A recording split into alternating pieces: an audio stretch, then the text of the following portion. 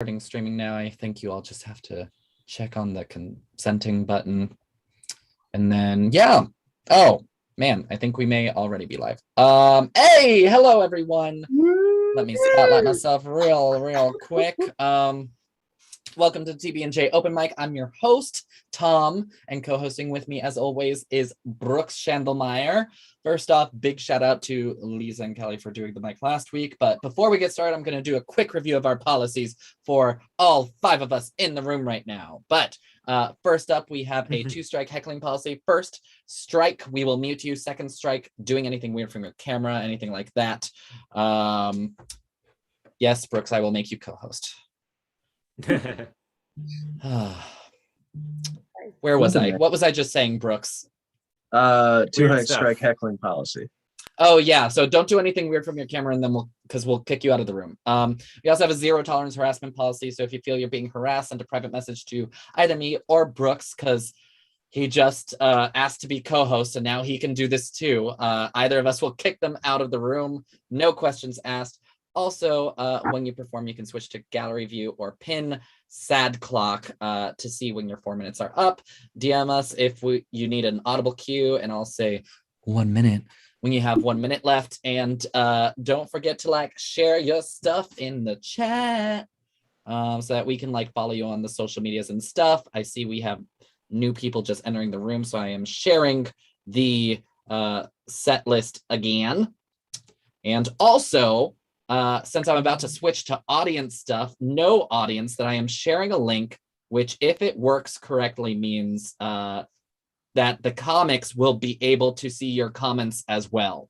So keep that in mind before saying anything, uncouth. But also, please note that this is an open mic, so comedians performing come to us with varying levels of experience, so be nice. Also, the content featured on this show and all of our shows may not be suitable for all audiences. You have been warned. And if you'd like to support the stream, please consider making a donation of any size at districtcomedy.io. Now, I'm going to start us off. What? Oh my God, Tom's doing material. This is actually pretty unusual. So just give me 1 second while I get my shit together, because now I, of course, sent out a ton of Facebook messages asking where people are, and they're all coming in at the same time. Here we go. Okay. I've been working on some new library material. Needless to say, trigger warning for violence, abuse, drug abuse, and general hopelessness, like you do. But I'm a gay librarian, aka a member of the ABGILQT plus community. And I like to organize my bits via a linked data structure because I'm great at a party. I'm a good time. So due to that metadata, I've been able to identify the following as the main topics of my comedy. Gay people, they're just like you if you're gay. Relationships, am I right? American politics, that's kind of a joke in and of itself right now. And my favorite, I'm having an existential crisis and I can't tell if this is a punchline or trauma. But yeah, I actually just left my job. I know, crazy, right? I just got a job as a children's librarian 3 weeks ago, which made it really awkward when I resigned. But it wasn't just due to the working conditions or anything. I just got hired to work at the Library of Congress, which I'm really excited about. But also probably means I should stop making jokes about my butthole. Yeah. Even so, I have had people ask me, but Tom, aren't you worried about not being loyal to your employer? No, my answer is no. I'm not, because being employed in America is like being in an abusive relationship. You do all the work and they collect the check. They promise things that things will be better, and they never are. They don't respect your boundaries regarding your time. And with hire and fire at will, it's like more toxic than a grinder hookup. Like at least if I ghost Thick Dick 69, he won't take away my health insurance, you know? I'm super excited to work at the largest library in the world, not just because my main job will be working with comics, but because I will be working in a building I'm assuming is not falling apart. Last library I worked in was windowless with walls made of cinder block, you know, like a prison or a school. Don't like that overlap.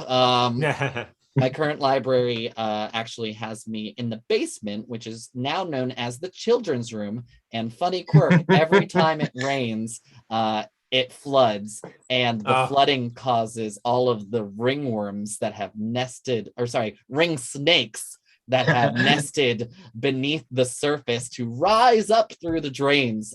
So we have reptile story time as a coping way. But it will be a bit of an adjustment, though. My days of, you know, having axes thrown at me are numbered.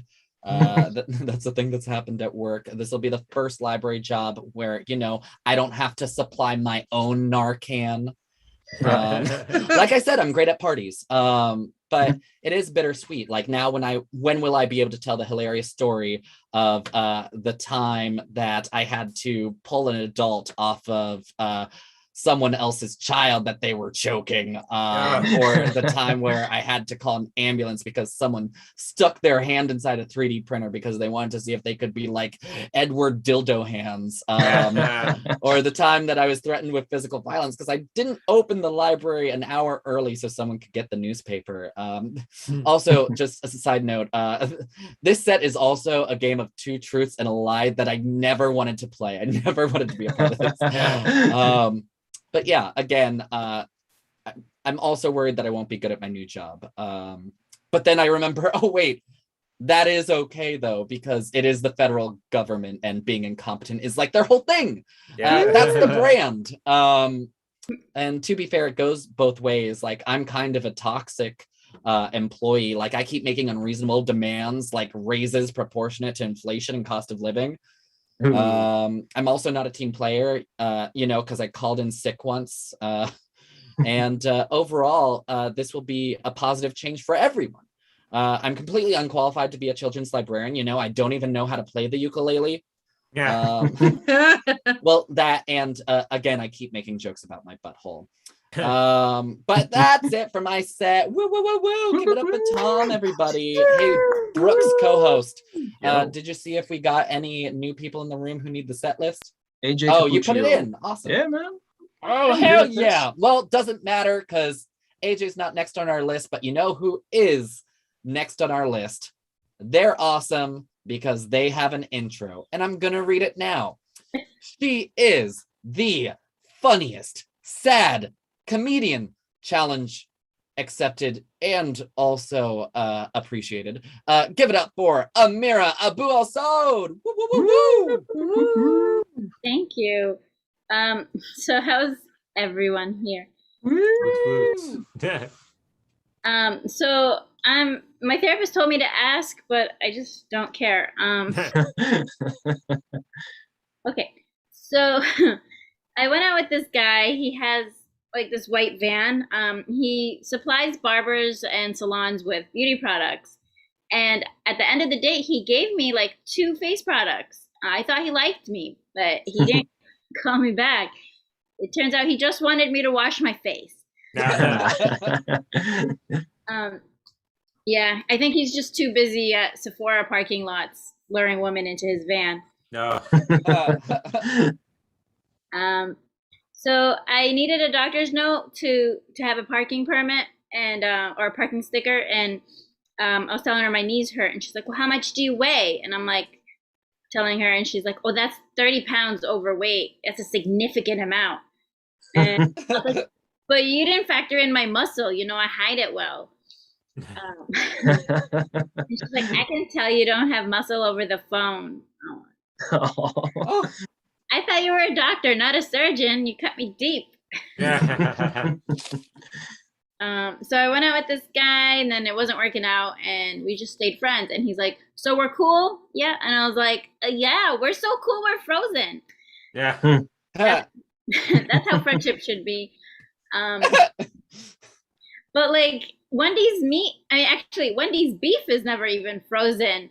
Maybe if our beef was frozen, we would still be friends. Okay. I tried it a little differently today. I don't know.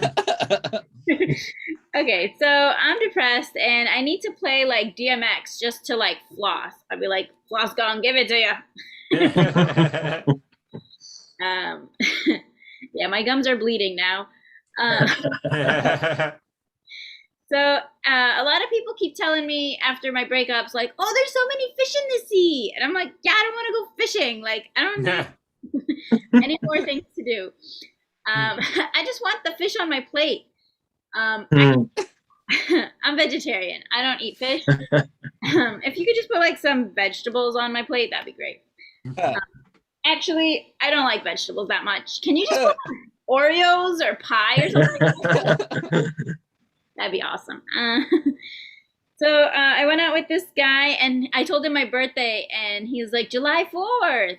Oh, that's Memorial Day. I'm like, what?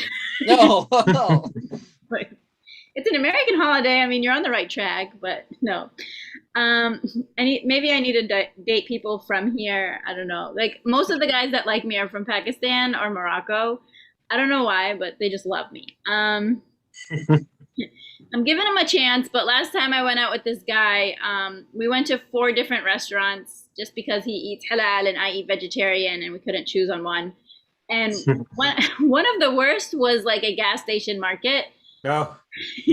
And he was still trying to feel it out, like, we're not going in there, are we? And I'm like, no, we're not. I don't know. In the beginning, I suggested a restaurant, and he was like, no, I'm gonna take you to 4. It's even better than 1. I'm like, nope, that's not how it works. So my baby nephew has a cold. His nose runs on Dunkin'. Yeah. I got disposable pots and pans. They weren't initially disposable, whatever, but anything's disposable when you put it in the trash. Love you. Good night. Thank you. Give it up for Amira, everybody. Woo, woo, woo, woo. All right, moving right along. And remember, if at any point during this mic you see me and I am glistening, it is only because our air conditioning is broken and I intermittently spray myself with a mixture of water and lemongrass essential oil. Ooh, fancy. That being said, oh, you're good, Amanda. I didn't even hear that. But yeah, up next, we got another comedian. Oh, and he's gonna be in what I see as part of Real America now soon, which is Boston at the end of the month. So hit him up if you're in Boston. Even if you're a stranger audience member watching this, hit him up anyway. Give it up for AJ Capuccio. Woo, woo, woo, woo. Hello. I don't know which Joe Rogan show's scarier, the one where they jumped out of helicopters or the one where they talked to flat earthers. Joe Rogan's become a contestant on his own game show, but I'm not going to beat the worms out of that dead horse. I went to the wildlife preserve. My favorite was the formaldehyde foxes and the cryogenically frozen deer.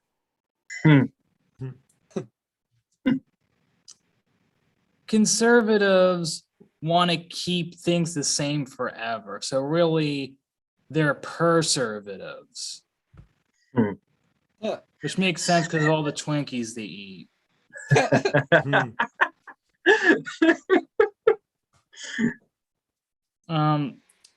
Quebecers preserve their heritage by not learning English. I preserve my Polish heritage by not learning anything.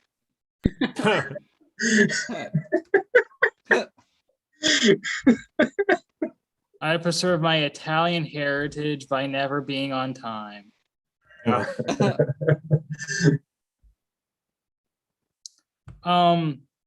Disneyland, when I went to Disney World, I went to Epcot, and their educational attractions were so boring. One of them was just the Lion King's doing an ecology speech. Who wants an ecology lesson in a place that used to be 43 square miles of wetlands?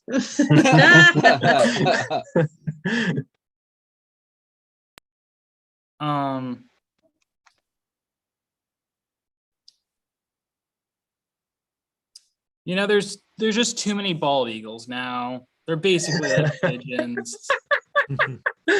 Agree.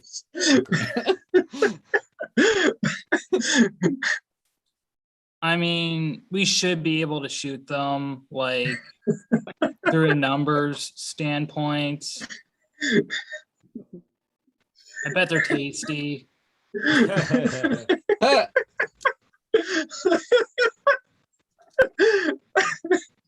I mean, there's a million billion species going extinct because of climate change, but you'll lose a nut if you shoot a bald eagle. And I bet they're...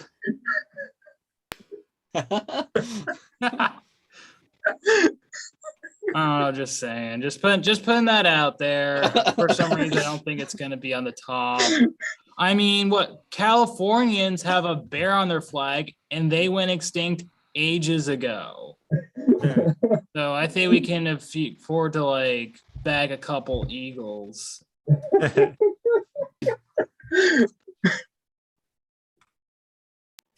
When I was in Boy Scouts, I went to this place called Philmont Scout Ranch. Well, all you need to know is it's the world's largest privately owned youth camp at 214 square miles.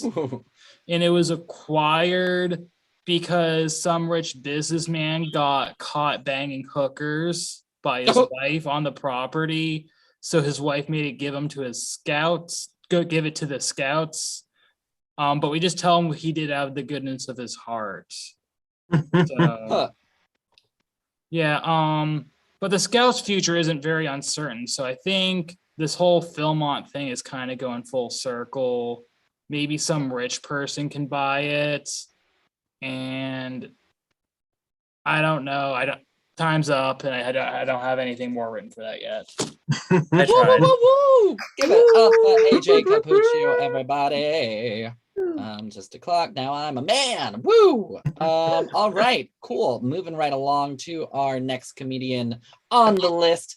This was confusing for me for a second because I got Scarlett O'Hara and Catherine O'Hara confused. Two very different things, but he comes from the land of Catherine O'Hara, John Candy, Martin Short, Jim Carrey, Bonnie McFarlane, and other funny people. Give it up for Evan Klim. Woo, woo, woo, woo. Oh, thank you, Tom, for that lovely introduction. Yeah.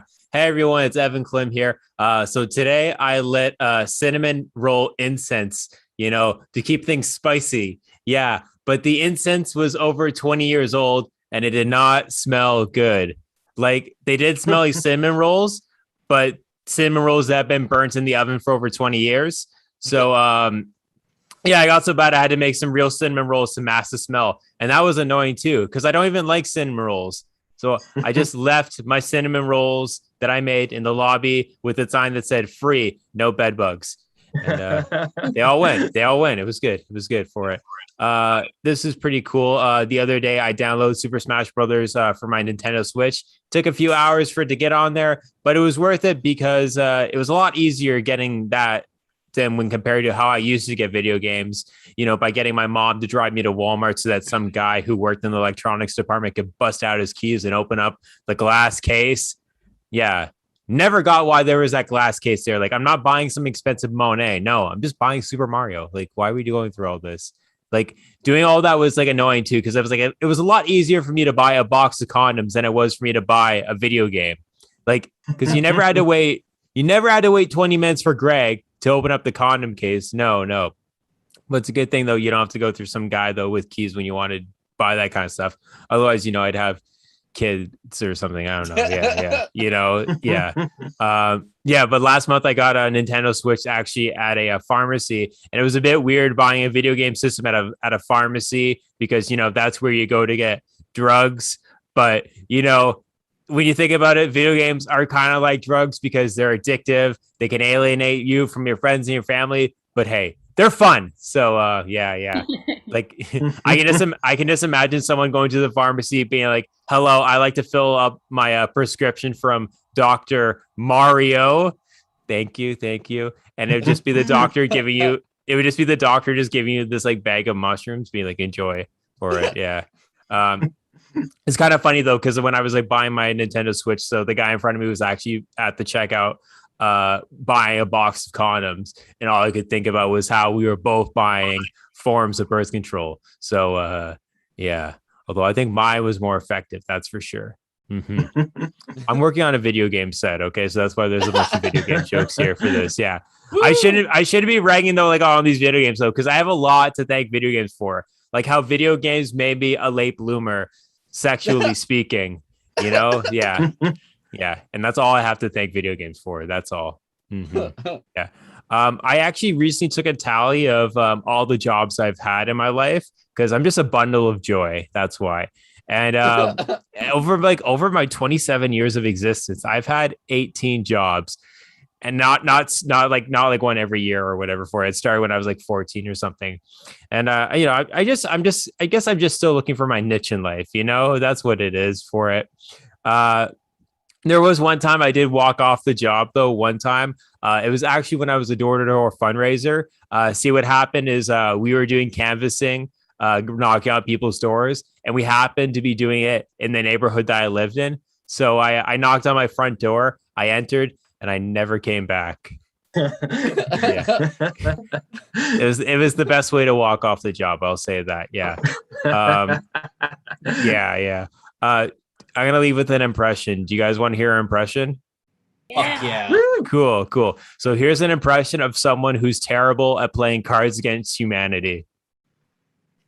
All my cards suck. Oh man, this card I just picked up would have been perfect for the last round. That's my set. Thank you so much for listening. Y'all have a good night. Okay, peace out. Give it up for Evan Klim, everybody. Woo! Oh my God. Oh man. Good stuff. Good stuff. Good stuff. Anyway, moving on to our next comedian. You probably recognize him from I don't know if you were watching just now. He was the only person whose eyes lit up in the room when Evan mentioned canvassing. He was like, "Oh, I know what that is. I know what that is." Give it up for the one, the only local politician and super representative of the city of Annapolis, Brooks Schandelmeyer. Woo, woo, woo, woo. Yeah, and he also co-hosts this. Yeah, guys, I am a city councilman. Like, how dangerous is that objectively? A city saw my behavior and was like, let's give that guy power and authority. It will definitely go to his head and he'll abuse the shit out of it. I mean, my entire reason for running is my police chief blocked me on Twitter and now I control his budget. No. Guys, I have a nice suit on. Like, do you like this nice suit? Woo. Yeah, this is a nice suit. Like, it's an expensive suit. Suck on that, the pores. Oh, like, yeah, you got a family that loves you. Well, I have a huge issue with my own inadequacy, and I cover it up poorly. Guys, I'm just riffing a little bit until AJ got back. AJ, I got to talk to you about your hatred of bald eagles, man. I have never seen such an anti-bald eagle stance in any of the mics that I've done. It's like, there are a lot of species going extinct, and let's make bald eagles one of them. I did not say that. No, yeah, you heavily implied it. Like, did bald eagle kill your family or something, and you're now on some weird eagle-themed supervillain spree? No, there's that was funnier in my head. Hey, Amira, how you doing? Good. What was the most Do you, honest question, do you have like an incident or a thing that you did in high school that was so embarrassing but funny that you still kind of cringe about it? I have something in middle school where I wrote a note to someone, like for a guy, like about a guy, and then the teacher read it, and it was like, "I have butterflies for Billy." Oh, Oh, Butterflies for Billy sounds like an alt rock band from the Yeah. mid 2000s. But do you want to hear mine? And I still cringe about this, and I participated in this to this day. I was in a mostly all white production of The Wiz. Ha. I was in Central Maine, the whitest state in the country, and some director said, "I'm going to direct The Wiz in this high school." And it was okayed by the administration. And then I was like, yeah, that's a thing I want to be a part of. We had 2 black actors in the entire cast, but it's okay because we rounded out with an Asian kid. Guys, I don't know if you remember this, but OnlyFans tried to kick off pornography from its platform because they were trying to do this like more diversified content, like a friendly content. Like I remember they were trying to do this thing with like cooking videos. OnlyFans had cooking videos. And that's why I got caught with my pants off on OnlyFans. There's butter sauce. I'm not the weird one for having my pants off. Why aren't your pants off? All right, you guys, I'm going to call that my time. Now that I've confessed my production of the all-white version of The Wiz and made fun of Eagles. So our final comedian of the night. Oh, shit. Yeah, this is our final comedian. She will be performing at the Askew in Rhode Island this Sunday. Give it up for Amanda Cassisi. Did I pronounce that right? No, but that's okay. I said it I think confidently. it's Kakasi or something. Casey. Woo, woo, woo, woo. Hello, everyone. Yes, Sunday I will be in Rhode Island, and I'm really excited because it's a nice place, Rhode Island. And recently I've been in a very bad place, not mentally, but I do live in Orlando, Florida. Oh, So I grew up in, yes, hello. Okay. I Yeah. grew up in New York, and then I moved to Orlando. So that's how you know things were going great for me in New York. I get the chance to travel for comedy, and it's been so fun. On my last trip, I actually got upgraded on my flight. Yeah, Yay. on Spirit Airlines. Yeah. I didn't know they did upgrades. Turns out they do. It's kind of like finding out you have the nicest seat on the drunk train. But it works. Spirit Airlines is kind of ridiculous though. They upcharge for everything.